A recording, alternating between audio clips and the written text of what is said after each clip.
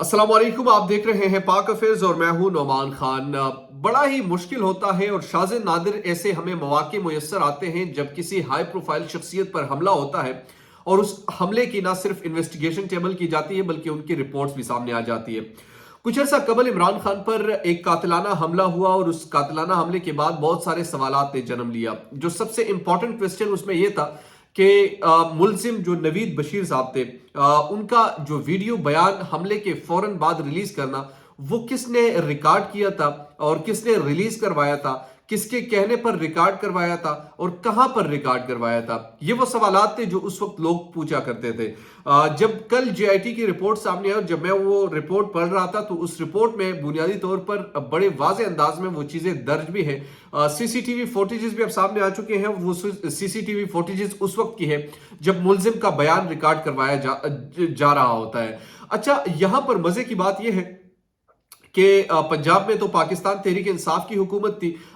जिन साहिबान ने ये वीडियो बयान जो रिकॉर्ड करवाया वो पंजाब हुकूमत के मातहत एक इदारा है, उस इदारे के लोगों ने ये बयान रिकॉर्ड करवाया। लेकिन बाद में वो मुकर गई कि नहीं, हमारी निगरानी में ऐसा कुछ नहीं हुआ। इसका तो एक ये भी मतलब है कि कुछ ऐसे ताकतवर कुव्वतें भी हैं, वो ताकतवर कुव्वतें जो किसी से भी कोई भी काम निकलवा सकते हैं। ना वो डीपीओ आरपीओ उनके बाएं हाथ का खेल है, कुछ भी उनसे उगलवा सकता है, कुछ भी उनसे करवा सकता है, कुछ भी उनसे कहलवा सकता है और कुछ कोई काम भी इलीगल हो लीगल हो, किसी भी तरीके से वो काम निकलवा सकते हैं। यानी सुपीरियर जो ताकत है पाकिस्तान में एक ही इदारा है, वो आप सब जानते हैं और वो कोई भी काम उनसे करवा सकती है। खैर, इसकी डिटेल मैं आपसे शेयर करूंगा कि ये बयान किसने रिकॉर्ड करवाया, किस तरीके से करवाया और मुलजिम नवीद बशीर का जो बयान है खास तौर पर वो अब किस तरीके से जो मंजरेआम पर आई, ये तमाम चीजें वो भी आपसे मैं शेयर करूंगा। सीसीटीवी फुटेजेस भी है। इमरान खान हमला केस में मुलजिम का वीडियो बयान किसके कहने पर रिकॉर्ड करवाया। अच्छा, ये क्वेश्चन बड़ा इंपॉर्टेंट है। ये क्वेश्चन मेरे माइंड में उस वक्त से आ रहा है जब जेआईटी की रिपोर्ट में पढ़ रहा था, क्योंकि बड़ा इंपॉर्टेंट इसलिए ये क्वेश्चन है कि कोई ऐसी कुव्वत तो होगी, सॉरी कोई ऐसी कुव्वत तो होगी जिनके कहने पर यह बयान रिकॉर्ड करवाया। उस कुव्वत का हमने पीछा करना है और उसकी वजह यह है कि पाकिस्तान में 75 साल हो चुके हैं लेकिन हमें सवाल करने की जरूरत नहीं है। हम दीदा दलेरी से सवाल नहीं पूछ सकते। बहरहाल हम तो पूछेंगे, किसी को अच्छा लगे बुरा लगे, किसी को नागवार गुजरे अच्छा मूड को अच्छा गुजरे, कैसा भी हो, सवाल तो हमने पूछना है और ये सवाल पूछना हमारा हक ही बनता है बतौर पाकिस्तान के शहरी। इसके साथ साथ हुकूमत के आखिरी हफ्ते शुरू, तैयारी इलेक्शन की जारी है। कारकुनान तैयारी रखे। इमरान खान ने अपने कारकुनान को ये पैगाम भी भिजवाया है और आखिर में मैं आपसे डिस्कस करूंगा कि Bajwa wanted me dead. Imran Khan ने जो ये बयान दिया कि बाजवा मुझे कत्ल करना चाहते थे, आखिर बाजवा इमरान खान को कत्ल क्यों करना चाहते थे, ये सवाल इंपॉर्टेंट है। इस सवाल पर अपना एनालिसिस मैं आपसे शेयर करूंगा। सबसे पहले, इमरान खान पर हमला होता है 3 नवंबर 2022 को और 3 नवंबर 2022 को मुलजिम नवीद बशीर का जो बयान है वो सेकंड्स की रफ्तार से इतनी तेजी उज्जलत में हमारे सोशल मीडिया की जीनत बनते हैं और तमाम मीडिया पर वो चल जाता है इतराफी बयान कि हाँ मैंने फायर किया, हाँ मैंने ये किया, इतराफी बयान सामने आ जाता है। लोग सवाल पूछने लगते हैं कि कैसे मुमकिन हो सकता है कि इस मुलजिम को इतनी तेजी से न सिर्फ बयान रिकॉर्ड करवाया, इतने उज्जलत में पूरी मीडिया को भेज दिया गया। खास तौर पर जिस चैनल को भेजा गया वो चैनल भी मुझे मालूम है जो सबसे पहले चलाया गया था। यानी एक प्लांटेड जब स्क्रिप्ट होता है उस स्क्रिप्ट के मुताबिक आपने चलना होता है, लेकिन समहाउ स्क्रिप्टेड चीजें पता चल जाती है।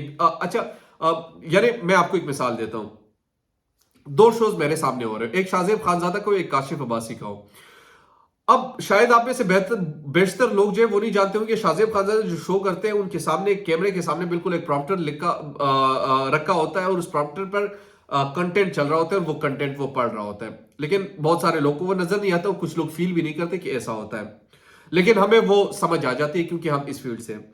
तो ये स्क्रिप्टेड चीजें जो है, दूसरी तरफ जब काशिफबाजी करते हैं तो वो फिल्मबदी शो करते हैं, उनके सामने कोई ऐसा प्रॉम्प्टर ये चीजें नहीं होती तो वो पता चल जाती है किस तरीके से होती है।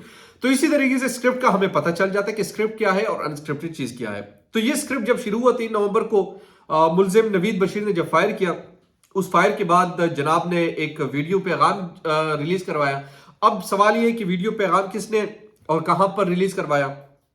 آر پی او کے کمرے میں، یعنی آر پی او کے کمرے میں یہ بیان ریکارڈ کیا گیا تھا جو سی سی ٹی وی فوٹیج میں سامنے آ رہا ہے. ڈی پی او کا موبائل تھا. ڈی پی او بالکل اسی طرح میری طرح کرسی پہ بیٹھا ہوئے اور وہ موبائل پکڑا رہے ایس ایچ او کو کہ اس کا بیان ریکارڈ کراؤ. اور جب ایس ایچ او صاحب بیان ریکارڈ کرواتے ہیں تو دوبارہ موبائل دے کر 2 منٹ کے بعد ڈی پی او کو پکڑا دیتا ہے. یہ پورا جو سیٹ اپ ہے وہ سی سی ٹی وی فوٹیجز میں سامنے آ جاتا ہے. جب وہ سامنے آ جاتا ہے جناب، پھر یہ سوال ابھرتا ہے کہ آخر بعد میں انکار کیا گیا، ایس ایچ او اور پوری تانے کو پنجاب حکومت نے معطل کیا. جب معطل کیا گیا تو ان نے کہا کہ ہم پر اوپر سے پریشر تھا، ہم عمران خان پر ایف آئی آر تک نہیں کاٹ سکتے تھے، یہاں تک پریشر تھا.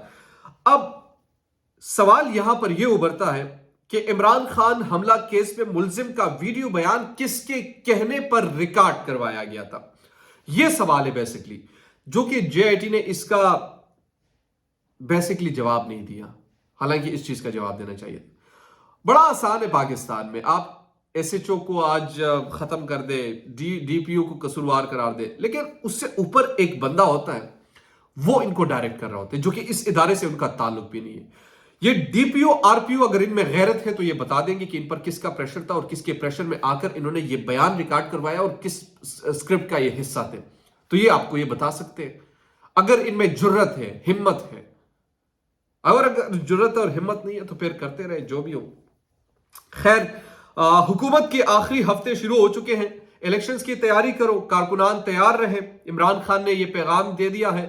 کل شیخ رشید صاحب نے بیان دیا کہ اپریل میں شیڈیول دیکھ رہا ہوں، اور جب شیڈیول وہ دیکھ رہے ہیں تو اٹس مین کہ کہیں نہ کہیں گفتگو ہو رہی ہوگی الیکشنز کے حوالے سے. اب وہ جتنا ڈیلے کرتے جائیں گے ان کا ہی نقصان ہے، کیونکہ ملک کی جو معیشت کا جو کباڑا انہیں نکالنا تھا وہ تو نکال چکے. بہرحال اس حال میں وہ الیکشن پر بھی جانے کو تیار نہیں، اور جتنا وقت یہاں پر گزار رہے تو مزید میں کہتا ہوں کہ لوگ ان کو ایوانوں سے نہ گھسیٹ لیں، یہاں تک حالات آ چکے ہیں.